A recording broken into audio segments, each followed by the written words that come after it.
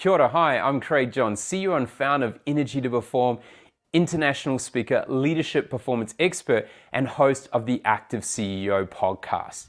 Today we're talking about building a thriving remote business in COVID-19. Now you're probably sitting there going, well, I've never run a business remotely before, or you may have just done small things. So it's time for you to figure out what are the new skills to go remote.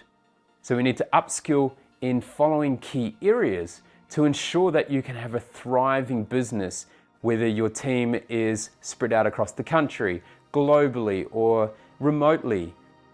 Really important things you need to understand here.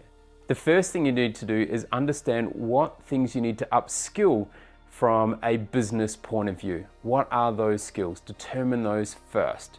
And you're probably going to be a little bit uncertain and a little bit afraid of these things, but utilize your team. There are people within your team that have different skill sets that will be able to assist you.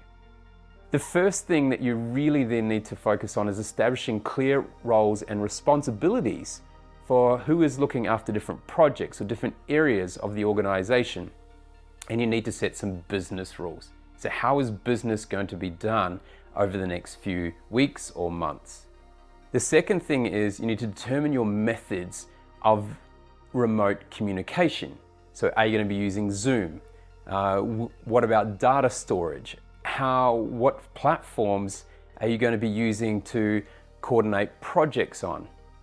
Think about that. That's number 2. Number 3, you need to set clear objectives, goals, and how they are going to be monitored during this time. And there are a number of tools that can do that. There are online project managing tools like Basecamp, and you've also got Office 365 tools, say in Teams. The fourth thing we want to do is establish consistent meeting schedule and pattern, so people know when the meetings are going to be and also the way they're going to be conducted, because it is a little bit different. So you need to set some rules around when you have the microphone turned on or off, whether you're going to have video on or off, who is going to share their screen, what is the way that people want to, how you're going to allow people to answer questions. Because the open door policy you might have had before may be a little bit different now.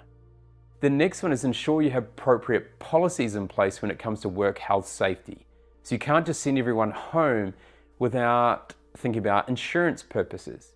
So what are the work health safety considerations you need to put in place, and what policies need to be there to ensure they have the right ergonomics, they have the right things in place around separating their work area from the rest of the house, ensuring that you don't have kids running through with food and drinks, etc., that could go over your computers or equipment. You also need to think about the boundaries that you set with your staff around, okay, when is time to be on work, when is time to take breaks during the day, and also when is it time for them to go spend time with their family or do other things, because it can be very easy in the home place to continue working all the time. And time will just pass you by, and next minute is 9 o'clock at night and you're still working.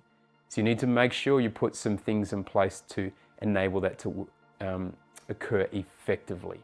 And then the 6th one is to remember to recognize and reward your team. So how are you going to do that remotely or virtually?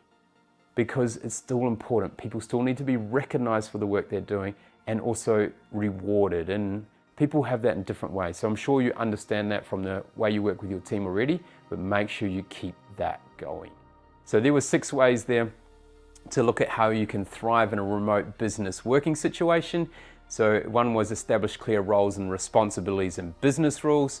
Number 2 was determine your methods of remote communication. Number 3 was create clear objectives, goals, and how they're going to be monitored. Number 4 was establishing a consistent meeting schedule and way of delivering meetings. Number 5 was ensuring that you have the work health safety policies in place and,